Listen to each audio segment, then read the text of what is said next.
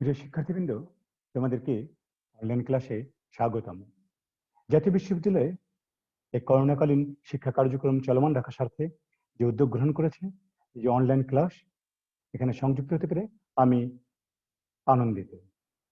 তোমরা সবাই অবশ্যই স্বাস্থ্যবিধি মেনে চলবে। আজকে আমরা রাষ্ট্রবিজ্ঞান বিভাগের অনার্স চতুর্থ বর্ষের বাংলাদেশের আইন প্রণয়ন প্রক্রিয়া এই কোর্সটির সপ্তম লেকচার নিয়ে কথা বলবো, বাংলাদেশের আইনসভার তত্ত্বাবধানমূলক কার্যবলী। আমি মোহাম্মদ মুখতার হোসেন, সহকারী অধ্যাপক, রাষ্ট্রবিজ্ঞান বিভাগ, কারমাইকেল কলেজ, রংপুর। সপ্তম অধ্যায় কি আছে আমরা একটু দেখে নিই। আইনসভার তত্ত্বাবধানমূলক কার্যবলী।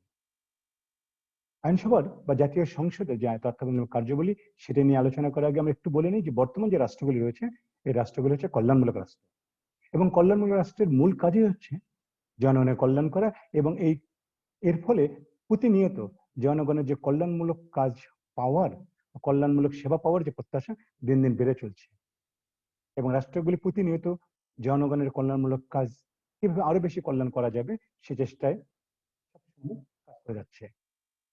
আর কল্যাণমুখী রাষ্ট্রের মূল লক্ষ্য হচ্ছে জনগণের সর্বাধিক কল্যাণ নিশ্চিত করা, এবং এই কল্যাণমুখী রাষ্ট্রের যে কল্যাণ, এই কল্যাণ নিশ্চিত করার জন্য সবচেয়ে গুরুত্বপূর্ণ কাজ হচ্ছে সুশাসন প্রতিষ্ঠা করা, এবং সুশাসন প্রতিষ্ঠা করার সবচেয়ে ভালো মাধ্যম হচ্ছে জাতীয় সংসদের তত্ত্বাবধানমূলক কার্যক্রম। কারণ জাতীয় সংসদের তত্ত্বাবধান ছাড়া, তদারকি ছাড়া সরকারের স্বচ্ছতা এবং জবাবদিহিতা নিশ্চিত করা কোনোভাবেই সম্ভব নয়। আমরা যদি একটু দেখি যে সংসদীয় তত্ত্বাবধানের সংজ্ঞাটা কেমন হবে। নব্য রাষ্ট্র, যারা যে সমস্ত নব্য রাষ্ট্র রয়েছে, নব্য প্রতিষ্ঠিত রাষ্ট্র বা দীর্ঘদিনের গণতান্ত্রিক রাষ্ট্র, উভয় রাষ্ট্রের ক্ষেত্রে এই সংসদের তত্ত্বাবধানের কাজটি অত্যন্ত গুরুত্বপূর্ণ। সংসদীয় তত্ত্বাবধানের সংজ্ঞা সম্পর্কে তাত্ত্বিকেরা একমত হতে পারেননি। আসলে সংসদীয় তত্ত্বাবধানটা কেমন হবে? কেউ কেউ এটাকে অর্থনৈতিক কার্যাবলী জবাবদিহিতা নিশ্চিত করার কথা বলেছেন, আবার কেউ বলছেন যে সরকারি যে কার্যক্রমগুলি রয়েছে, এই সরকারি কার্যক্রমগুলি সম্পর্কে তদারক করাকে বুঝিয়েছেন। মূলত সংসদীয় তত্ত্বাবধান হচ্ছে শাসন বিভাগের সমস্ত প্রকার কার্যক্রম জাতীয় সংসদের প্রচলিত আইন দ্বারা পরিচালিত হবে, এবং জাতীয় সংসদ এই কাজগুলি ক্ষেত্রে সংশ্লিষ্ট কর্তৃপক্ষ জাতীয় সংসদের কাছে জবাবদিহি করবে, এবং জাতীয় সংসদ প্রয়োজনীয় আইন প্রয়োগের মাধ্যমে এই কার্যগুলির কার্যকারিতা পর্যালোচনা করবে। একটু আমরা দেখে নিই জাতীয় সংসদে যে তত্ত্বাবধানমূলক কাজ রয়েছে, সেই কাজগুলির লক্ষ্য এবং উদ্দেশ্যগুলি কি। জাতীয় সংসদ আসলে কোন কোন লক্ষ্যে এবং উদ্দেশ্যে অন্যান্য সরকারি যে প্রতিষ্ঠানগুলি রয়েছে তাদের নিয়ন্ত্রণ করবে, অথবা তাদের পরিচালনা প্রত্যক্ষ করবে, অথবা তাদের কার্যক্রমগুলিকে তারা যথাযথ মনিটরিং করবে। আমরা জানি যে বর্তমান যে সরকার ব্যবস্থা, এই সরকার ব্যবস্থা হচ্ছে সংসদীয় সরকার ব্যবস্থা। এটি হচ্ছে প্রতিনিধিত্বমূলক গণতন্ত্র, এবং প্রতিনিধিত্বমূলক গণতান্ত্রিক ব্যবস্থায় জাতীয় সংসদ হচ্ছে গণতন্ত্রের সবচেয়ে গুরুত্বপূর্ণ চারণ। গণতন্ত্রের রক্ষা, লালন, পালন, এই সবকিছু জাতীয় সংসদই হবে। জাতীয় সংসদ হচ্ছে রাষ্ট্রের সবচেয়ে বড়, কি বলবো আমরা, সবচেয়ে একক কর্তৃত্বপূর্ণ, সবচেয়ে বড়, সবচেয়ে জনগুরুত্বপূর্ণ একটি প্রতিষ্ঠান, এবং সবচেয়ে গুরুত্বপূর্ণ একটি মাধ্যম। জাতীয় সংসদের তত্ত্বাবধানমূলক কর্মকাণ্ডের মধ্যে যে দায়িত্বগুলি রয়েছে, সেই দায়িত্বগুলি নিয়ে আমরা একটু আলোচনা করব, এবং সেখানে দেখব যে জাতীয় সংসদের তত্ত্বাবধানমূলক যে কাজগুলি রয়েছে তার লক্ষ্য এবং উদ্দেশ্যগুলি কেমন। প্রথমে আমরা বলে নিই যে জাতীয় সংসদের তত্ত্বাবধানমূলক কাজের লক্ষ্য এবং উদ্দেশ্য হচ্ছে সুশাসন প্রতিষ্ঠা করা। এটি রাষ্ট্রের সরকারের বিভিন্ন অর্গানে, বিভিন্ন সংগঠনে, বিভিন্ন ক্ষেত্রে সুশাসন প্রতিষ্ঠা করা সবচেয়ে গুরুত্বপূর্ণ এবং সবচেয়ে সহজ হচ্ছে জাতীয় সংসদের তত্ত্বাবধান। জাতীয় সংসদ যদি ঠিকমতো তত্ত্বাবধান করতে পারে, ঠিকমতো তদারকি করতে পারে, তাহলে সরকারের যে অন্যান্য সংস্থাগুলো রয়েছে সেগুলিতে কোনোভাবেই সুশাসনে ব্যত্যয় ঘটার কোনো সুযোগ থাকবে না। সুশাসন বলতে আমরা কি বুঝি? সুশাসন বলতে সরকারি কাজে স্বচ্ছতা ও জবাবদিহিতা নিশ্চিত করা, গণতন্ত্রের চর্চা করা, সরকারি অর্থের অপচয় রোধ করা, সংবাদ মাধ্যমের স্বাধীনতা, নারীর সম অধিকার প্রতিষ্ঠা করা ইত্যাদিকে বোঝায়, এবং জাতীয় সংসদ তত্ত্বাবধানের মাধ্যমে এই সব কিছু প্রতিষ্ঠা করতে পারে। পাশাপাশি সরকারি যে কার্যক্রম, সেই সরকারি কার্যক্রমের গতিশীলতা বৃদ্ধি করার দায়িত্ব হচ্ছে জাতীয় সংসদের, এবং জাতীয় সংসদ তত্ত্বাবধানের মাধ্যমে, তদারকির মাধ্যমে, নিয়মিত মনিটরিং এর মাধ্যমে সরকারি যে কার্যক্রমগুলি রয়েছে সেই কার্যক্রমগুলি গতিশীলতা, নির্ভুলতা, পাশাপাশি স্বচ্ছতা সবসময়ের জন্য নিশ্চিত করবে। আমরা জানি যে রাজনীতিতে জনগণের স্পষ্ট এবং ব্যাপক অংশগ্রহণ ছাড়া এই গণতান্ত্রিক ব্যবস্থা কোনোভাবেই সফল বা কার্যকর হতে পারে না। জাতীয় সংসদ সদস্যরা রাজনীতিতে জনগণের অংশগ্রহণ নিশ্চিত করবে, ব্যাপকভাবে জনগণকে রাজনীতির সঙ্গে সংশ্লিষ্ট করবে, তাদের বিভিন্ন ধরনের দাবি দাওয়া, তাদের বিভিন্ন ধরনের চাওয়া পাওয়া, তাদের প্রত্যাশাগুলি জাতীয় সংসদে আলোচনায় আনবে, এবং এর মাধ্যমে জাতীয় সংসদ সদস্যগণ জনগণের রাজনীতিতে অংশগ্রহণ নিশ্চিত করে দেশকে এগিয়ে নিয়ে যাওয়ার লক্ষ্যে কাজ করবে। জাতীয় সংসদ বিভিন্ন ধরনের তত্ত্বাবধানমূলক কাজের মাধ্যমে বিভিন্ন ধরনের উন্নয়নমূলক যে কর্মকাণ্ড রয়েছে সেই উন্নয়নমূলক কর্মকাণ্ডগুলিকে এগিয়ে নিয়ে যাওয়ার জন্য সহায়তা করবে। সরকারের যে উন্নয়নমূলক কার্যক্রমগুলো রয়েছে সেই উন্নয়নমূলক কার্যক্রমের সহযোগী শক্তি হিসেবে কাজ করবে জাতীয় সংসদ। বিভিন্ন ধরনের পরামর্শ এবং সহযোগিতার মাধ্যমে সরকারের উন্নয়নমূলক কার্যগুলিকে আরো বেশি এগিয়ে নেওয়ার জন্য সর্বদা তৎপর থাকবে। যে কোনো বিষয়ে যৌক্তিক সিদ্ধান্তে পৌঁছার ক্ষেত্রে জাতীয় সংসদ সিদ্ধান্ত দিবে। জাতীয় সংসদ সদস্যরা আলোচনার মাধ্যমে, সমালোচনার মাধ্যমে, তর্ক বিতর্কের মাধ্যমে, ভোটাভুটির মাধ্যমে যে কোনো যৌক্তিক বিষয়ে সিদ্ধান্তে পৌঁছবে এবং সেই সিদ্ধান্ত মোতাবেক রাষ্ট্র তার অন্যান্য কার্যাবলী পরিচালনা করবে। পাশাপাশি বিশ্ব সম্প্রদায়ের কাছে নিজেদের অবস্থান তুলে ধরার জন্য জাতীয় সংসদের তত্ত্বাবধানমূলক কাজ করতে হয়। বিশ্ব সম্প্রদায়ের কাছে নিজের রাষ্ট্রকে, নিজের দেশকে একটি সার্বিক এবং কল্যাণমুখী রাষ্ট্র হিসেবে প্রতিষ্ঠা করার জন্য অবশ্যই জাতীয় সংসদ সদস্যরা কি করবে? সুশাসন প্রতিষ্ঠা নিশ্চিত করবে, সরকারি কাজকে গতিশীল করবে। পাশাপাশি বিভিন্ন আন্তর্জাতিক সংস্থা ও রাষ্ট্রগুলো বিভিন্নভাবে সুষ্ঠু তদারকির মাধ্যমে নিজেদেরকে বহির্বিশ্বে একটি সফল গণতান্ত্রিক রাষ্ট্র হিসেবে প্রতিষ্ঠা করার চেষ্টা করবে। প্রিয় শিক্ষার্থী, এরপর আমরা একটু দেখে নিই জাতীয় সংসদ কিভাবে এই তত্ত্বাবধানমূলক যে কাজগুলি করে সেই কাজগুলি কিভাবে করে। তার একটি গুরুত্বপূর্ণ মাধ্যম হচ্ছে শাসন বিভাগকে নিয়ন্ত্রণ। কারণ আইন বিভাগ যে আইন প্রণয়ন করে, জাতীয় সংসদ যে আইন প্রণয়ন করে, সেটি বাস্তবায়নের দায়িত্ব হচ্ছে শাসন বিভাগের। সংসদীয় গণতন্ত্রে শাসন বিভাগকে আইন বিভাগের কাছে প্রতিটি কাজের জন্য জবাবদিহি করতে হয়। আধুনিক কালে যে কল্যাণমূলক রাষ্ট্র, এই কল্যাণমূলক রাষ্ট্র হওয়ার কারণে শাসন বিভাগের কাজ কিন্তু অনেক বেড়ে গেছে। শাসন বিভাগকে অনেক বেশি জনকল্যাণমূলক কাজ করতে হয়। এই জনকল্যাণমূলক কাজ করতে গিয়ে তারা যদি কোনো প্রকার দুর্নীতি, স্বজনপ্রীতি, স্বেচ্ছাচারিতা ইত্যাদি আশ্রয় নেয়, সেটি তত্ত্বাবধান করার দায়িত্ব হচ্ছে আইন বিভাগের। অনেক সময় দেখা যায় যে সংক্ষিপ্ত পরিসরে শাসন বিভাগকে আইন প্রণয়নের কাজও করতে হয়। আর শাসন বিভাগের এই কাজের ক্ষেত্রে বেড়ে যাওয়ার ফলে কি হয়? তাদের জবাবদিহির ক্ষেত্র বেড়ে যায়।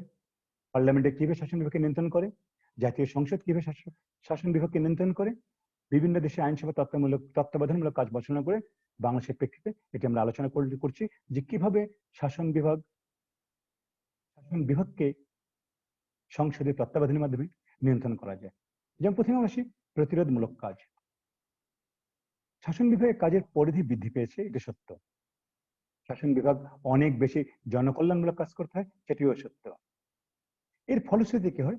এর ফলশ্রুতিতে শাসন বিভাগের স্বেচ্ছাচারিতা, ক্ষমতার অপব্যবহার, আইনের শাসনের পরিপন্থী বিভিন্ন ধরনের কার্যক্রম তারা গ্রহণ করে। ফলে নৈরাজ্যকর পরিস্থিতি সৃষ্টি হতে পারে।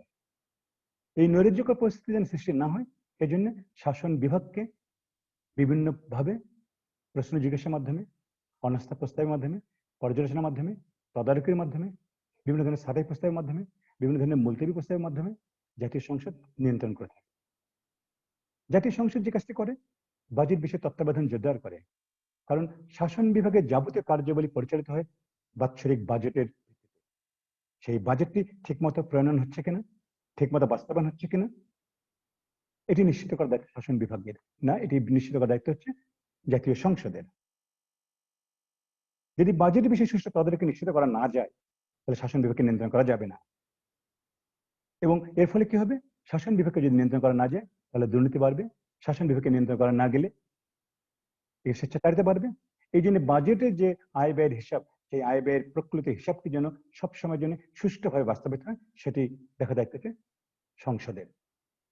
তত্ত্ব এবং বাস্তবতার সাথে সম্পর্ক বিষয়ে তত্ত্বাবধান। অনেক সময় দেখা যায় সংসদীয় অধিবেশন শাসন বিভাগ সবসময় নিজেদের পক্ষে অনেক সময় বক্তব্য প্রদান করে। এই বক্তব্যগুলি কতটুকু সত্য, এটি বাস্তবতা কতটুকু, এই বাস্তবতা এবং তাদের বক্তব্যের মধ্যে তত্ত্বাবধান করবে জাতীয় সংসদ। তাদের তথ্যগুলি পর্যালোচনা করবে জাতীয় সংসদ। তাদের বক্তব্যগুলি বাস্তবতার নিরিখে পর্যালোচনা করবে জাতীয় সংসদ। এবং যদি মনে হয় যে কোনো বক্তব্য, কোনো তথ্য বাস্তবতার নিরিখে প্রযোজ্য নয়, অথবা বাস্তবতা বিরোধী অথবা প্রয়োজনের বাইরে কোন তথ্য দেওয়া হয়, সেটি তত্ত্বাবধান করে পর্যালোচনা করে জাতীয় সংসদকে কাটছাঁট করতে পারে। সেটাকে গ্রহণ করা না করা জাতীয় সংসদের এখতিয়ার। জাতীয় সংসদ যে কোনো সময় যে কোনো মন্ত্রীকে তার কার্যাবলীর জন্য, তার মন্ত্রণালয়ের জন্য প্রশ্ন উত্থাপন করতে পারে। এই প্রশ্ন উত্থাপনের মাধ্যমে তারা কি করবে? তারা সংশ্লিষ্ট মন্ত্রণালয় সম্পর্কে তাদের জানার, যে কোনো বিষয়ে জানার থাকলে সেটা জেনে নেবে, এবং তাদের জানার মাধ্যমে জাতীয় সংসদের মাধ্যমে জনগণ এ বিষয়ে অবগত হবে। জাতীয় সংসদ যদি মনে করে যে কোনো একটি বিষয়ে তদন্ত করা প্রয়োজন রয়েছে, তাহলে তারা তদন্ত কমিটি গঠন করে সে বিষয় সম্পর্কে তদন্ত করতে পারে। এই তদন্তের মাধ্যমে কি হবে? নির্বাহী বিভাগের উপর জাতীয় সংসদ নিয়ন্ত্রণ আরোপ করতে পারবে। তদন্ত কমিটি অধিক তথ্য ও উপস্থিতির ভিত্তিতে যে পরামর্শ দিবে, এই পরামর্শ অনুসারে জাতীয় সংসদ পরবর্তীতে তার কার্যক্রম গ্রহণ করবে। এরপরে আমরা দেখি আর কি কি আছে। আমরা জানি যে জাতীয় সংসদের মাধ্যমে শাসন বিভাগকে নিয়ন্ত্রণে আরেকটি গুরুত্বপূর্ণ মাধ্যম হচ্ছে ন্যায়পাল। এই ন্যায়পাল শব্দটি সুইডিশ অম্বুডসম্যান থেকে এসেছে। এর অর্থ হলো রিপ্রেজেন্টেটিভ অথবা স্পেকম্যান বা প্রতিনিধি। তার মানে জাতীয় সংসদে কেউ একজন থাকবেন, জাতীয় সংসদ কর্তৃক নির্ধারিত কোনো একজন থাকবেন, যিনি প্রতিনিধিত্ব করবেন। কার প্রতিনিধিত্ব করবেন? রাষ্ট্র তাকে যেভাবে দায়িত্ব দিবেন সেই দায়িত্বের প্রতিনিধিত্ব করবেন। বাংলাদেশ সংবিধানের ৭৭ নম্বর অনুচ্ছেদে এই পদটির কথা বলা হয়েছে এবং সেটাকে ন্যায়পাল বলা হচ্ছে। সংবিধান অনুযায়ী সংসদ তদন্ত পরিচালনার ক্ষমতা সহ যেমন ক্ষমতা কিংবা যে দায়িত্ব প্রদান করবে, ন্যায়পাল সেই ক্ষমতা প্রয়োগ করবে, সেই দায়িত্ব পালন করবে। এবং এর ফলে ন্যায়পাল যে কোনো ব্যক্তিকে, যে কোনো প্রতিষ্ঠানকে, যে কোনো সময়, যে কোনো জবাবদিহিতার আওতায় নিয়ে আসতে পারে। এর মাধ্যমে কি হবে? শাসন বিভাগকে নিয়ন্ত্রণ করা যাবে। আরেকটি গুরুত্বপূর্ণ বিষয় হচ্ছে শাসন বিভাগকে নিয়ন্ত্রণ করার জন্য অনাস্থা প্রস্তাব। জাতীয় সংসদের সদস্যরা আছেন যে কোনো মন্ত্রী অথবা মন্ত্রণালয়ের বিরুদ্ধে যে কোনো সময় তার অনাস্থা প্রস্তাব উত্থাপন করতে পারে, এবং অনাস্থা প্রস্তাব যদি পাশ হয় তাহলে সংশ্লিষ্ট মন্ত্রীকে পদ থেকে পদত্যাগ করতে হবে। জাতীয় সংসদে বিভিন্ন কমিটি গঠন হয়। এই কমিটিগুলির মাধ্যমে জাতীয় সংসদ সদস্যরা জাতীয় সংসদ বিভিন্ন মন্ত্রণালয়ের কার্যক্রম সম্পর্কে তদারকি করেন, তাদের কার্যক্রম নিয়ন্ত্রণ করেন, তাদের বিভিন্ন কার্যক্রম পর্যালোচনা করেন। সংসদ নানাবিধ তথ্যপত্র বা বেসরকারি বিভিন্ন মাধ্যমে প্রকাশিত যে তথ্যগুলি রয়েছে, সংবাদ মাধ্যমে যে তথ্য থাকে, সেই তথ্যগুলি নিয়ে অনেক সময় সংসদে আলোচনা করে। আলোচনার মাধ্যমে তারা কি করে? তারা শাসন বিভাগকে নিয়ন্ত্রণ করে। জাতীয় সংসদ জনগণের মতামত অবহিতকরণের একটি গুরুত্বপূর্ণ মাধ্যম। জনগণ কি ভাবছে সেটি জাতীয় সংসদ সদস্যরা তাদের মাধ্যমে সংসদে উপস্থাপন করেন, সারা দেশের কাছে উপস্থাপন করেন।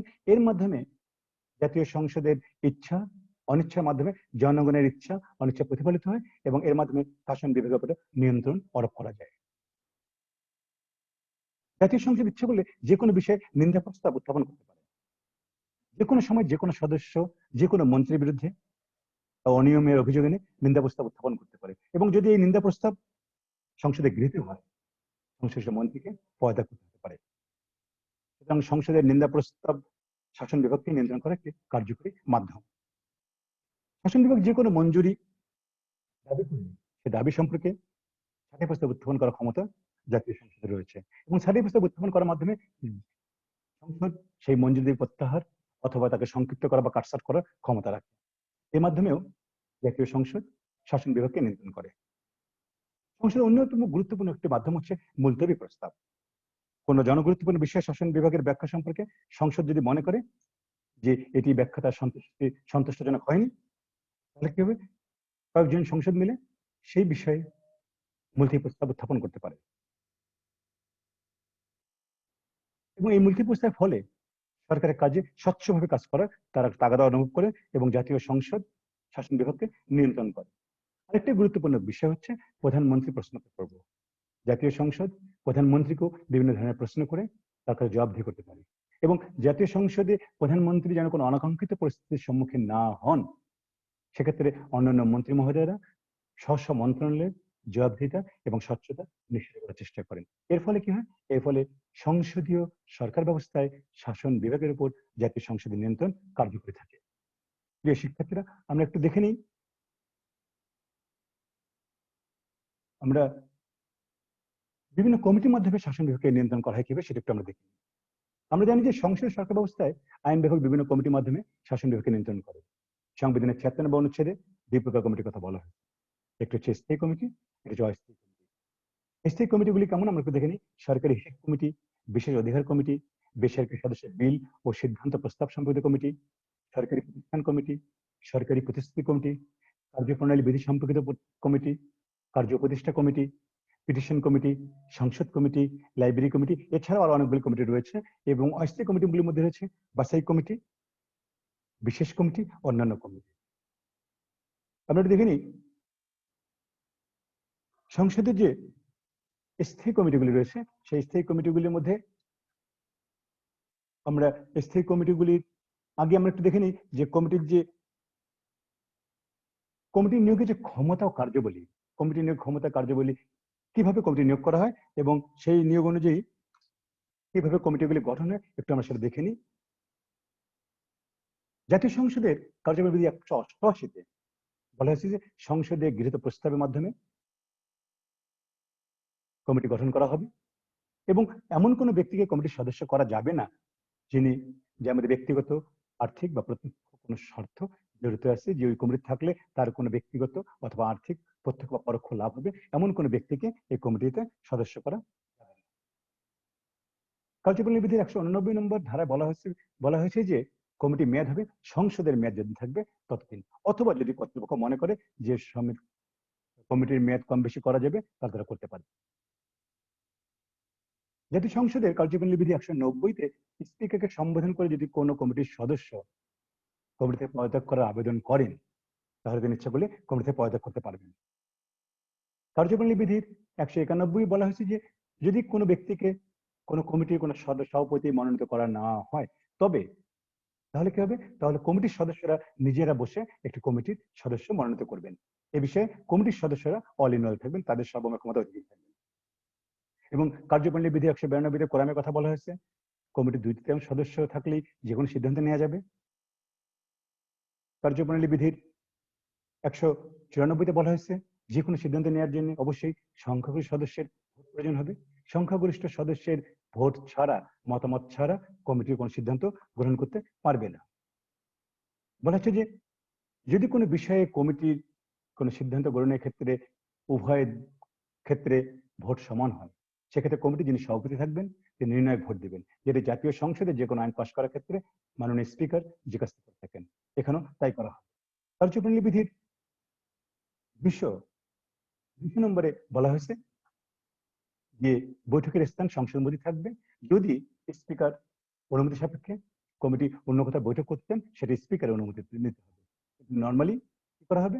নর্মালি জাতীয় সংসদের মধ্যেই এই বৈঠকটি করতে হবে, যে কোনো কমিটির বৈঠক।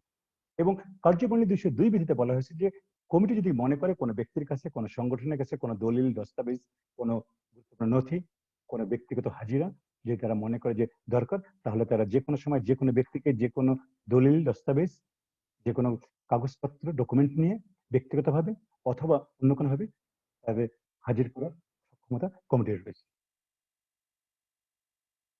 আমরা একটু দেখি যে জাতীয় সংসদের স্থায়ী কমিটি সমূহ, এই কমিটি সমূহের কাজগুলি কি কি কমিটি আছে, কমিটির কাজগুলি একটু দেখে নিই। জাতীয় সংসদের যে কমিটিগুলি আছে তার মধ্যে রয়েছে মন্ত্রণালয় সম্পর্কিত স্থায়ী কমিটি। সংসদীয় বা রাষ্ট্রপতি উভয় প্রকার সরকার ব্যবস্থাতেই মন্ত্রণালয় সম্পর্কিত যে স্থায়ী কমিটিগুলো থাকে, বিভিন্ন মন্ত্রণালয়ের কার্যক্রম করে তদারকি করে। এবং সেখানে বলা হয়েছে যে জাতীয় সংসদের কার্যপ্রণালী বিধি 248 বিধিতে স্পষ্টভাবে বলা হয়েছে মন্ত্রণালয় সংক্রান্ত কমিটিগুলি মাসান্তে একবার বৈঠক করবে, এবং এই সংসদের যে কমিটিগুলি, মন্ত্রণালয়ের যে কমিটিগুলি, এই কমিটির যে কোনো বিল যেটা কমিটির কাছে পাঠানো হবে সেটি তারা পরীক্ষা নিরীক্ষা করবে। তাদের আওতাধীন যে মন্ত্রণালয়গুলি আছে সেই মন্ত্রণালয়গুলির কার্যবলী পর্যালোচনা করবে এবং মন্ত্রণালয়ের কার্যকলাপ বা অনিয়মের বিরুদ্ধে যদি কোনো গুরুতর অভিযোগ আসে এই অভিযোগগুলি তারা পরীক্ষা নিরীক্ষা করে তারা সুপারিশ প্রদান করবে। অর্থ সংক্রান্ত স্থায়ী কমিটি, এই অর্থ সংক্রান্ত স্থায়ী কমিটি 3 প্রকার। একটি হচ্ছে সরকারি হিসাব সংক্রান্ত কমিটি, সরকারি প্রতিষ্ঠান কমিটি এবং অনুমিত হিসাব সংক্রান্ত কমিটি। জাতীয় সংসদের কার্যপ্রণালী 234-এ স্পষ্ট করে বলে দেওয়া রয়েছে যে এই সদস্য হবে 15 জন এবং কোনো মন্ত্রী এই কমিটির সদস্য। যদি কোনো মন্ত্রী হওয়ার আগে কমিটির সদস্য থাকে এবং পরবর্তী তিনি যদি মন্ত্রিত্ব পেয়ে যান তাহলে তিনি সদস্য পদটা বাতিল হয়ে যান। এবং সরকারি হিসাব সংক্রান্ত কমিটির কাজ হবে সরকারের ব্যয় নির্বাহের ক্ষেত্রে যে সংস্থাগুলি রয়েছে এই ব্যয় নির্বাহের যে ক্ষেত্রগুলি রয়েছে সেই ক্ষেত্রগুলি হিসাব, সরকারের বার্ষিক আর্থিক হিসাব পরীক্ষা নিরীক্ষা করা এবং কমিটি যদি মনে করে কোথাও কম বেশি হচ্ছে তাহলে সেক্ষেত্রে কমিটি সঠিক হিসাব দিয়ে তার সুপারিশ প্রদান করবে। বাংলাদেশ জাতীয় সংসদের কার্যপ্রণালী বিধির 4র্থ তফসিলে সরকারি প্রতিষ্ঠান সমূহের কার্যাবলী পরীক্ষা নিরীক্ষা করার জন্য সরকারি প্রতিষ্ঠান গঠন করা হয়েছে এবং সেটি 239 নম্বর বিধিতে উল্লেখ করা হয়েছে এবং এর সদস্য হবে কতজন? 10 জন, ন্যূনতম 10 জন বা সর্বোচ্চ 10 জন। এবং কোনো মন্ত্রী, এখানেও বলা হয়েছে যে কোনো মন্ত্রী এই কমিটির সদস্য থাকবে না। এবং এর কাজ হচ্ছে সরকারি যে প্রতিষ্ঠানগুলি রয়েছে সেই প্রতিষ্ঠানগুলির রিপোর্ট, হিসাব পরীক্ষা নিরীক্ষা করা। এরপরে আমরা আসি অনুমিত হিসাব সম্পর্কিত কমিটি। অনুমিত হিসাব সংক্রান্ত কমিটিতে স্পষ্ট করে বলা হয়েছে জাতীয় সংসদের যে কার্যপ্রণালী বিধি 236 এখানে বলা হয়েছে সদস্য হবে 10 জন, এখানেও কোনো মন্ত্রীকে সদস্য করা যাবে না। এবং জাতীয় সংসদের কার্যপ্রণালী বিধি 235-এ বলা হয়েছে যে কোনো অনুমিত হিসাব নিহিত নীতির সঙ্গে সম্পর্কিত রেখে কোনো মিতব্যয়িতা, সাংগঠনিক উন্নতি বিধান, কর্মদক্ষতা বা প্রশাসনিক সংস্কার সাধন করা ইত্যাদি বিষয় সম্পর্কে এই কমিটি কি করবে? রিপোর্ট প্রদান করবে।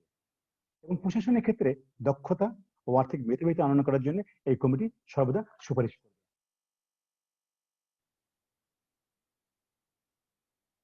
অন্যান্য স্থায়ী যে কমিটিগুলি রয়েছে সেই কমিটিগুলো একটু আমরা দেখে নিই। সেই কমিটিগুলি সম্পর্কে বলা হয়েছে যে অন্যান্য স্থায়ী কমিটিগুলির মধ্যে হচ্ছে কার্য উপদেষ্টা কমিটি গঠন, যেটি জাতীয় সংসদের কার্যপ্রণালী বিধি 219-এ বলা হয়েছে এবং স্পিকার সহ অনেক 15 জন সদস্য থাকবে, স্পিকার সভাপতি হবে। এবং জাতীয় সংসদের কার্যপ্রণালী বিধির যে কাজ সেখানে স্পষ্ট করে দেওয়া রয়েছে যে সংসদ নেতার সাথে পরামর্শক্রমে যে সকল সরকারি বিল অন্যান্য কার্য কমিটিতে প্রেরণ করা হবে স্পিকার নির্দেশ দিবেন সেই সকল বিল এবং অন্যান্য কার্য সম্পর্কে তারা কি করবে? তারা আলোচনা করবে এবং সেই আলোচনার মাধ্যমে এখানে কতটুকু সময় বরাদ্দ করা উচিত এবং সেই সম্পর্কে তারা সুপারিশ করবে।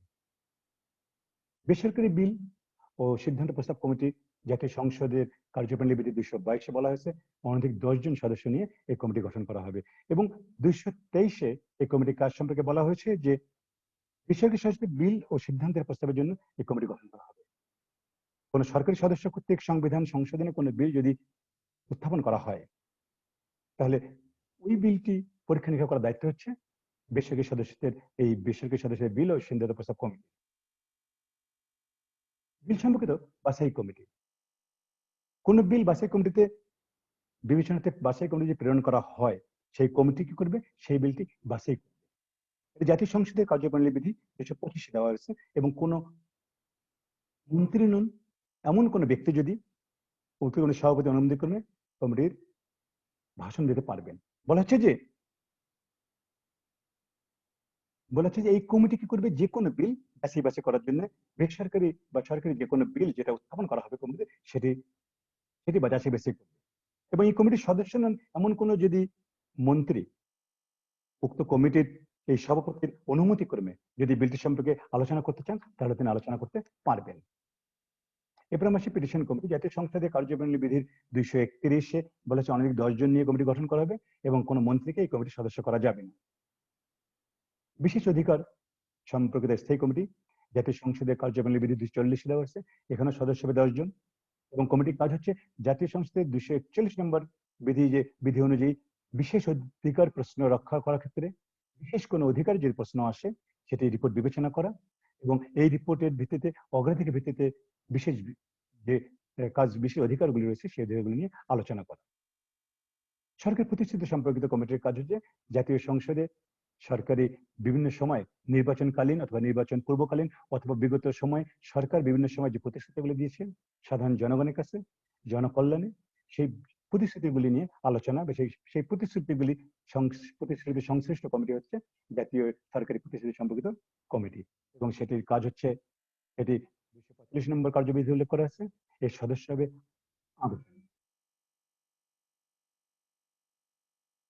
এবং এই কমিটির কাজ হবে সময়ে সময়ে মন্ত্রী প্রদত্ত প্রতিশ্রুতি অঙ্গীকার পরীক্ষা এবং এগুলি কতটুকু বাস্তবায়িত হচ্ছে বা কতটুকু বাস্তবে হচ্ছে না সেটি পরীক্ষা নিরীক্ষা করা। এরপরে সেই লাইব্রেরি কমিটি, এটি সংসদের একটি গুরুত্বপূর্ণ কমিটি এবং সংসদের কার্যক্রমের বিধি 57-তে ডেপুটি স্পিকার সহ এখানে সদস্য এবং অনধিক 10 জন, এবং এখানে স্পিকার কর্তৃক সদস্য মনোনীত হবেন 9 জন এবং ডেপুটি স্পিকার থাকবেন, এবং ডেপুটি স্পিকার পদে থেকে বলে এই কমিটির সভাপতি হবেন। এবং গ্রন্থাগার সম্পর্কিত বিভিন্ন বিষয় সম্পর্ক স্পিকারকে অবহিত করা এই কমিটির একটি গুরুত্বপূর্ণ কাজ। এছাড়াও জাতীয় সংসদের কার্যপ্রণালী বিধি সম্পর্কিত কমিটি রয়েছে এবং এখানে জাতীয় সংসদের কার্যপ্রণালী বিধি 264-তে বলা হয়েছে স্পিকার সহ এখানে 12 জন সদস্য থাকবেন এবং স্পিকার হবেন এই কমিটির সভাপতি, এবং 263-তে এই কমিটির কাজ দেওয়া রয়েছে। এছাড়া বাংলাদেশের কমিটি ব্যবস্থাপনার যে সমস্যা, জাতীয় সংসদের কমিটি ব্যবস্থাপনার যে সমস্যাগুলি এগুলো নিয়ে আমরা একটু আলোচনা করে নিই। সেটি হচ্ছে যে জাতীয় সংসদ যেহেতু রাষ্ট্রের সর্বোচ্চ আইন প্রণয়নকারী সংস্থা, জাতীয় সংসদ জনগণের নির্বাচিত প্রতিনিধি দ্বারা গঠিত একটি সংস্থা এবং রাষ্ট্রের চরম অবিভাজ্য এবং সার্বভৌম একটি প্রতিষ্ঠান, এবং এই জাতীয় সংসদ বিভিন্ন কমিটির মাধ্যমে জাতীয় সংসদ আইনসভাকে অথবা সরকারি অন্যান্য প্রতিষ্ঠানগুলিকে নিয়ন্ত্রণ করে থাকে। কিন্তু বিভিন্ন কমিটির মাধ্যমে এই নিয়ন্ত্রণ কার্যক্রম পরিচালনা করা হলেও বিভিন্ন ধরনের সমস্যা সবসময়ের জন্য জাতীয় সংসদ তাদের তদারকিমূলক কার্যক্রমগুলি বাস্তবায়িত বাধা সৃষ্টি করে। সমস্যাগুলি কেমন আমরা একটু দেখে নিই। সেটা হচ্ছে দ্রুত ও সময়মতো কমিটি গঠন না করা। আমাদের বিগত সংসদের ইতিহাসগুলি দেখা গেছে যে সংসদের প্রথম অধিবেশনেই সংসদের মন্ত্রণালয় সংক্রান্ত স্থায়ী কমিটিগুলি করার কথা, বেশিরভাগ ক্ষেত্রেই দ্রুত এবং সময়মতো কমিটিগুলি গঠন করা হয় না। প্রায় প্রতিটি সংসদে দেখা গেছে যে শক্তিশালী বিরোধী দলের খুব অভাব। যারা সরকার গঠন করে তারা ব্যাপক জনপ্রিয়তা নিয়ে সরকার গঠন করে, ফলে সরকারি দলের ইচ্ছা অনিচ্ছার কাছে ক্ষুদ্র বিরোধী দল তেমন একটা গুরুত্বপূর্ণ ভূমিকা পালন করতে পারে না। অনেক সময় দেখা যায় সংসদের সরকার ব্যবস্থা দেখা গেছে যে সংসদ নেতা এবং সরকার নেতৃত্ব একই হাতে। এটিও একটি সমস্যা। সংসদ ধারাবাহিকতা বজায় না রাখা এটি একটি গুরুত্বপূর্ণ বিষয়। বাংলাদেশে অনেক এর আগে আমরা দেখেছি সংসদের সরকার ব্যবস্থা, তারপর রাষ্ট্রপতি শাসিত সরকার ব্যবস্থা, তারপরে আবার সংসদের সরকার ব্যবস্থা, এভাবে চলছে। এই যে ধারাবাহিকতা না থাকার কারণে অনেক সময় কমিটিগুলি ঠিকমতো কাজ করতে পারে না, এবং কমিটির যারা সদস্য হয় তারা বিভিন্ন কারণে নিয়মিত মিটিং করতে পারে না, নিয়মিত কোনো বিষয় নিয়ে আলোচনা পর্যালোচনা করতে পারে না। এর ফলে কমিটিগুলি সুফলতা জাতীয় সংসদ পায় না, সাধারণ জনগণ পায় না। এবং এর চেয়ে গুরুত্বপূর্ণ বিষয় হচ্ছে কমিটিগুলি জনবলের অভাব। এছাড়া বাংলাদেশের যে সংসদে যে স্থায়ী কমিটিগুলি রয়েছে, বিভিন্ন ধরনের কমিটিগুলি রয়েছে, স্থায়ী কমিটির বাইরেও সেই কমিটিগুলি পর্যাপ্ত জনবলের অভাব রয়েছে। পাশাপাশি নির্বাহী বিভাগ যাদের কার্যবলী নিয়ন্ত্রণ করার জন্য কমিটিগুলি গঠন করা হয়, সেই নির্বাহী বিভাগ প্রায় সময় কমিটিগুলিকে অসহযোগিতা করে। কমিটিগুলির বিভিন্ন সুপারিশ মন্ত্রণালয়গুলি বাস্তবায়ন করতে চায় না, সুপারিশগুলিকে সুপারিশ করে অথবা পাশ কাটিয়ে চলে। এবং কমিটি যে রিপোর্টগুলি দেয় জাতীয় সংসদে বিভিন্ন সময় কমিটি যে রিপোর্টগুলি দেয় এই রিপোর্টগুলি নিয়ে যথাযথ আলোচনা সংসদে হয় না। এর ফলে কমিটি ব্যবস্থার দুর্বলতা হতে থাকে এবং জাতীয় সংসদ বিভাগের উপর পর্যাপ্ত নিয়ন্ত্রণ আরোপ করতে পারে না। প্রিয় শিক্ষার্থী, এই যে সমস্যাগুলির কথা আমরা বললাম, এই সমস্যাগুলি থেকে উত্তরণের উপায়টি কি সেটি একটু আমরা দেখে নিই। বাংলাদেশের যে কমিটি ব্যবস্থা, যে কোনো সংসদীয় সরকার ব্যবস্থার সাফল্য নির্ভর করে কমিটি ব্যবস্থাগুলির সঠিক কার্যক্রমের উপর। এই সঠিক কার্যক্রমের ব্যবস্থাকে আরো গতিশীল করার জন্য বা কমিটিগুলির কাজকে আরো কার্যকর করার জন্য, কমিটি ব্যবস্থার সাফল্যকে ধরে রাখার জন্য কিছু কিছু সুপারিশ আমরা এখানে দিব। সেটি হচ্ছে আমরা প্রথমে যেটি বলছিলাম যে দ্রুত এবং সময়মতো কমিটি গঠন না করা, সেক্ষেত্রে যত দ্রুত সম্ভব সাধারণ নির্বাচনের পরে সংসদ গঠিত হওয়ার সঙ্গে সঙ্গে এই কমিটিগুলি গঠন করতে হবে। পাশাপাশি বিরোধী দলকে অবশ্যই শক্তিশালী বিরোধী দলের ভূমিকা অবতীর্ণ হতে হবে। যদি সম্ভব হয় সরকারের সংসদের নেতৃত্ব এবং সরকারের নেতৃত্ব পৃথক করে দিতে হবে। এবং বাংলাদেশে যে সংসদীয় সরকার ব্যবস্থা বর্তমানে চালু রয়েছে, এই সংসদীয় সরকার ব্যবস্থা ধারাবাহিকতা রক্ষা করতে হবে। কমিটির যারা সদস্য হবেন, সম্মানিত সদস্য যারা হবেন, তাদেরকে অবশ্যই নিয়মিত কমিটি বৈঠকে অংশগ্রহণ করতে হবে। কমিটিতে প্রয়োজনীয় জনবলের ব্যবস্থা করতে হবে। এছাড়াও কমিটির অবকাঠামোগত যে সুবিধা, এই সুবিধা বাড়াতে হবে। সবচেয়ে গুরুত্বপূর্ণ হচ্ছে যে যে কমিটির মাধ্যমে যে বিভাগকে নিয়ন্ত্রণ করা হবে, যে বিভাগের কার্যক্রম তদারকি করা হবে, সেই নির্বাহী বিভাগকে, শাসন বিভাগকে কমিটির সহযোগিতা করতে হবে। মন্ত্রণালয় কর্তৃক কমিটির যে সুপারিশগুলো আছে সেগুলো বাস্তবায়ন করতে হবে।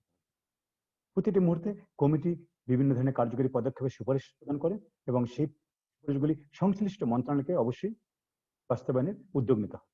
এবং কমিটি যে রিপোর্টগুলি প্রদান করবে সেই রিপোর্টগুলি যথাসময়ে জাতীয় সংসদে অবশ্যই আলোচনায় আসতে হবে এবং জাতীয় সংসদে যারা সদস্য থাকবেন তাদেরকে অবশ্যই সক্রিয় অংশগ্রহণের মাধ্যমে, সক্রিয় আলোচনার মাধ্যমে কমিটির রিপোর্টগুলিকে বাস্তবায়নের উদ্যোগ নিতে হবে। প্রিয় শিক্ষার্থী, এই পর্যন্তই।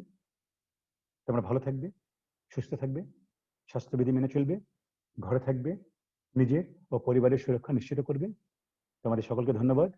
জাতীয় বিশ্ববিদ্যালয় কর্তৃপক্ষকে আন্তরিক ধন্যবাদ।